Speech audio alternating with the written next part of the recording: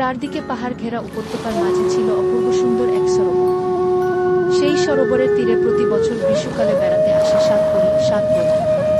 তারা ডানাগুলো একটা গাছের তলায় রেখে পানিতে আনন্দ করে বেড়ায়। জনশূন্য চারপাশ। ঠিক 7 দিন ধরে আনন্দ করে আবার ডানাগুলো পরে উড়ে যায় তাদের নিজের দেশে। এদিকে কাছাকাছি যে কিছু গ্রাম আছে সে খবর তারা না রাখলেও পরীদের সব খবর রাখে সেই গ্রামেরই এক রাখাল ছেলে। সে গরু চড়ায়, বাঁশি বাজায় আর দূর থেকে দেখতে থাকে পরীদের কাণ্ডকারখানা। একসময় তার খুব ভালো লেগে যায় সবচেয়ে ছোট পরীটিকে।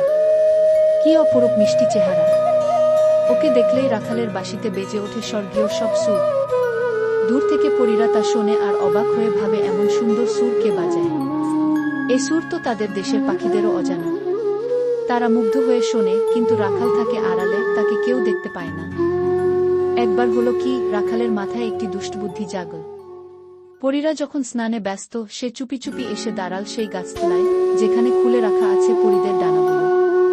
বেছে বেছে সবচেয়ে ছোট ডানা জোড়া নিয়ে সে লুকিয়ে রেখে দিল একটা বড় গাছের ফোকরে। তারপর ধীরে ধীরে সরে পড়ল সেখান থেকে। 7 দিন পরে পরীদের যাওয়ার সময় হলে দেখা গেল তাদের ছোট বোনের ডানা জোড়া নেই। অনেক খোঁজাখুঁজি করেও তারা সেটা পেল না। এদিকে বাবার করা হুকুম, 1 সপ্তাহের বেশি তাদের স্বর্গ ছেড়ে থাকা চলবে না। কি করবে ভেবে না পেয়ে সবচেয়ে বড় পরী ছোট বোনকে বুঝিয়ে বলল, উপায় নেই রে বোন, আমাদের যেতেই হবে। আর গেলে পরের বছরের আগে আর আসতে পারবো না। তুই বরং এখানে থেকে ডানা জোড়া ভালো করে খুঁজে দেখ। পেলেই দেশে চলে আসিস, কেমন? আমরা বাবাকে বুঝিয়ে বল, তিনি যেন রাগ না করেন। 6 পরী ছোট বোনকে একা সরোবরের তীরে ফেলে রেখে উড়ে চলে গেল।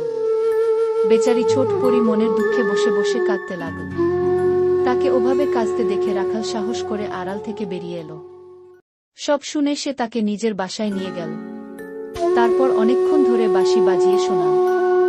এই রাখালের বাঁশি যে তাকে দূর থেকে এত আনন্দ দিয়েছে ভেবে পরীর খুব ভালো লাগল।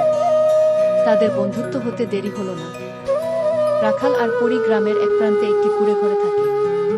একত্রে গরু চড়ায়। রাখাল বাঁশি বাজায় আর পরী ঘাঘরা উড়িয়ে নাচে। দেখে গ্রামের লোকেরা ঠিক করলো, এদের বিয়ে হওয়া উচিত। রাখাল তো রাজি ছিলই, পরীও রাজি হয়ে গেল। তারপর একদিন বেশ একটা উৎসবের মধ্য দিয়ে তাদের বিয়ে হয়ে গেল।